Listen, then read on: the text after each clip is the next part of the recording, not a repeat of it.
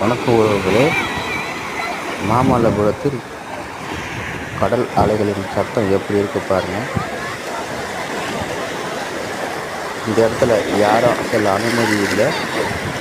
அதனால் இது சுற்றுச்சுவர்கள் உடைந்து இருக்கும் பகுதியில் இங்கு யாரும் குளிக்கவோ செல்ல அனுமதி இல்லை. தடை செய்யப்பட்ட பகுதியாக உள்ளது.